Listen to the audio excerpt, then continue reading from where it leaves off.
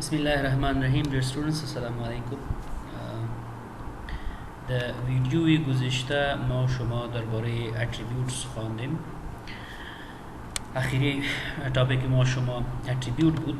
پیش از این ما شما خواندیم که به خاطر لاجیکل دیتابیس دیزاین ما از یک دیتا مدل استفاده میکنیم و بعد از او گفتیم که ما مختلف دیتا مدلز داریم و به خاطر لاجیکل دیزاین دیتابیس ما از یک دیتا مدل استفاده میکنیم به نام انتیتی ریلیشنشیپ دیتا مدل و بعد از او گفتیم که انتیتی ریلیشنشیپ دیتا مدل سه کامپوننتس داره: انتیتیز، اتریبیوتس و ریلیشنشیپس.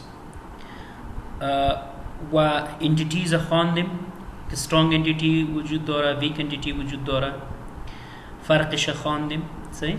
چی رقم ایره ما یعنی دا مدل ریپرزنت میکنیم، سمبولش خواندیم. صحیح؟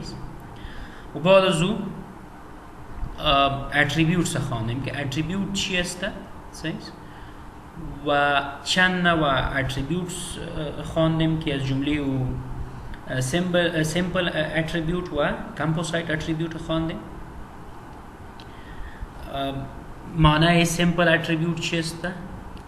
معنای سیمپل اتریبیوت است که او فردر دیواید نشود، سو دات از ا سیمپل اتریبیوت. مثلا آیدی یک سیمپل اتریبیوت است و به این شکل ما نشان میدیم.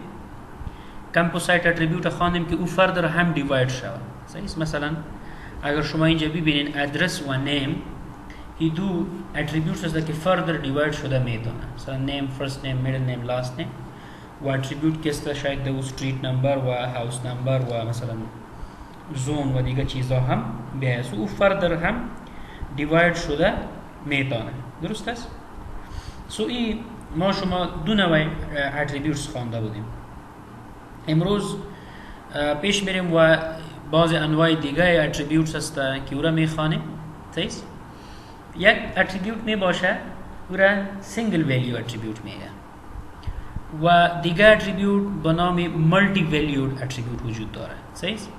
اتریبیوت هایی که او سینگل ویلیو داشته باشه at a time، یعنی در یک وقت او میتونه که یک ویلیو داشته باشه، او را ما سینگل ویلیود اتریبیوت میگیم. و اتریبیوت هایی که در یک وقت مختلف یا مالتیپل ویلیوز داشته باشه او را ما ملتی ویلیود اتریبیوتس میگیم.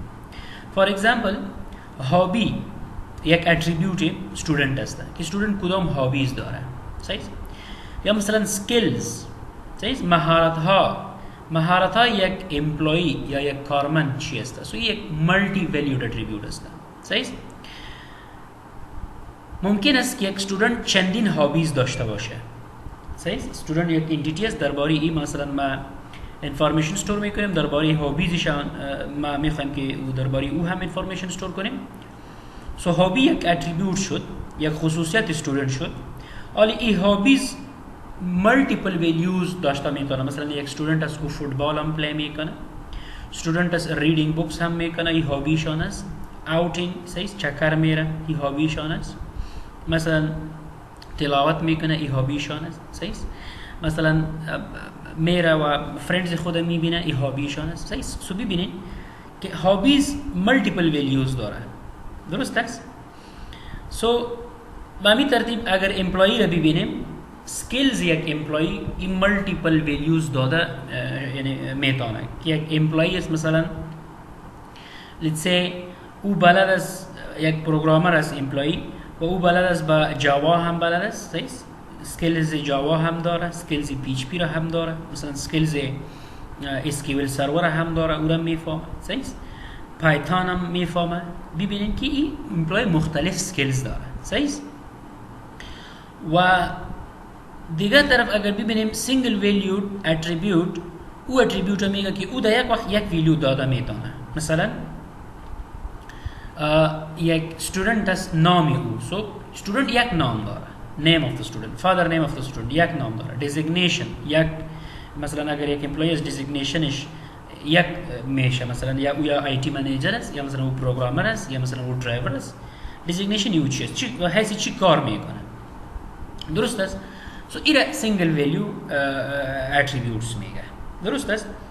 و این چی رقم ریپرزنت میشه؟ مثلا اگر اینجا ما یک انتیتی داشته باشیم، let's say ما یک انتیتی داریم با نام let's say ایره ما یک نام میتیم، نامی را میتیم امپلوی یک انتیتی داره. صحیح؟ درباره امپلوی ما میخوایم که انفارمیشن استور کنیم. حالا مثلا مختلف اتریبیوتس داره امپلوی، مختلف خصوصیات داره که درباره او اتریبیوتس ما میخوایم که ویلیوزشان ثبت کنیم. درست است؟ مثلا یک اتریبیوت است let's say یک اتریبیوت است name employee.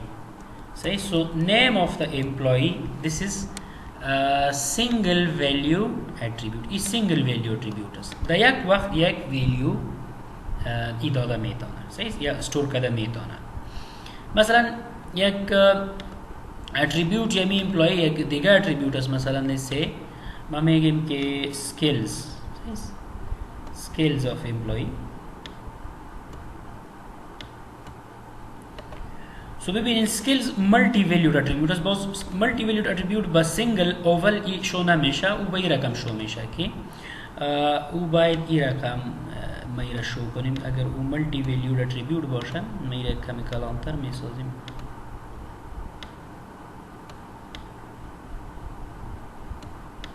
صحیح؟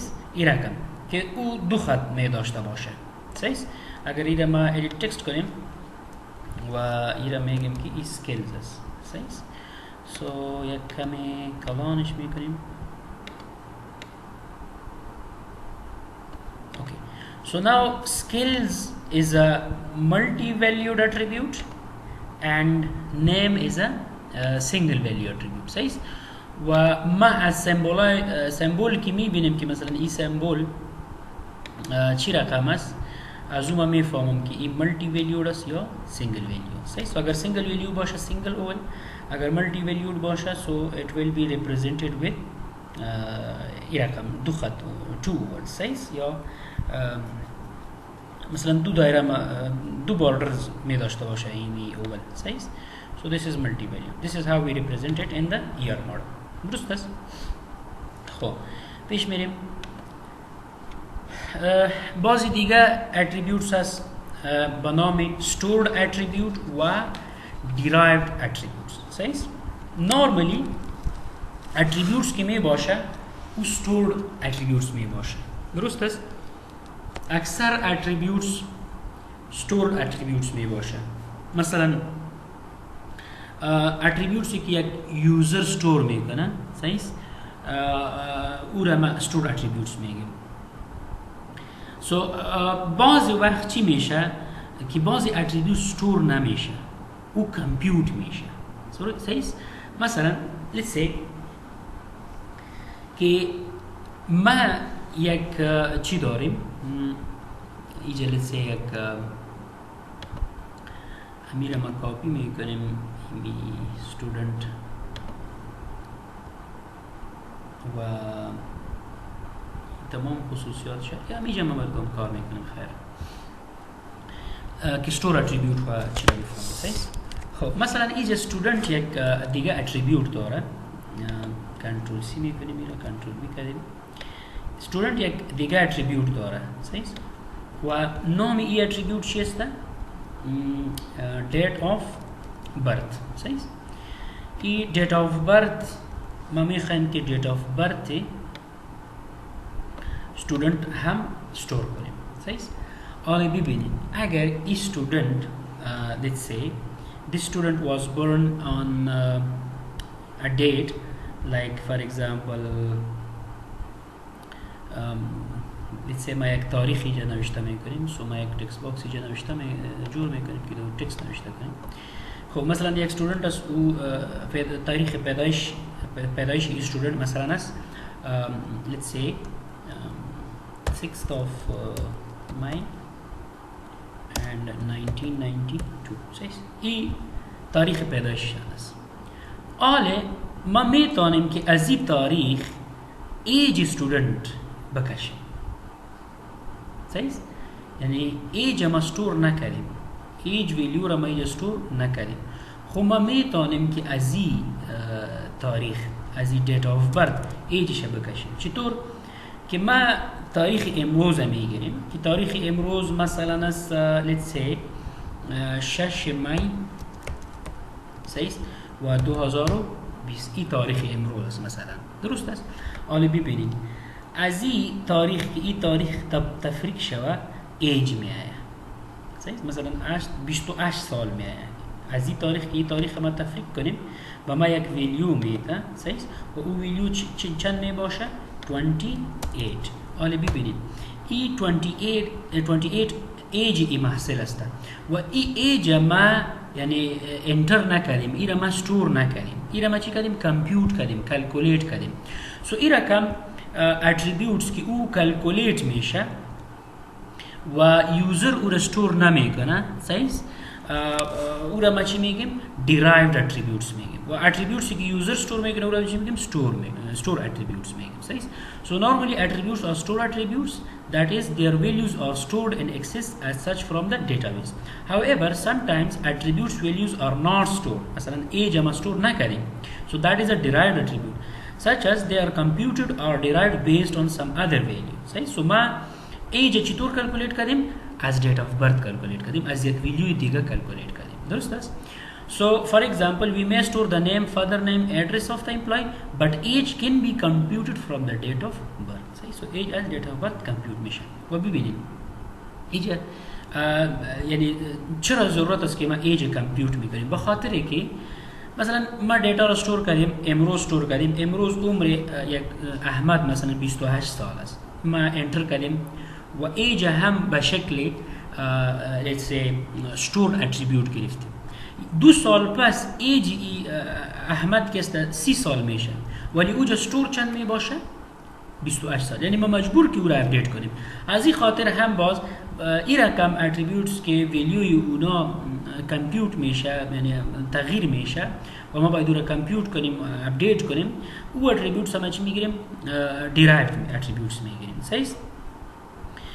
Okay, so advantage of declaring age as derived attribute is that whenever we will access the age, we will get the accurate current age of the employee. دیدین که مثلا اگر ما این استور بگیریم مثلا 28 دادیم 2 سال پس اگر ایج سما چیک میکنیم باز به ما 28 میده، so latest value به ما نمیده. از خاطر ما باز از derived attributes هم استفاده میکنیم. درست است؟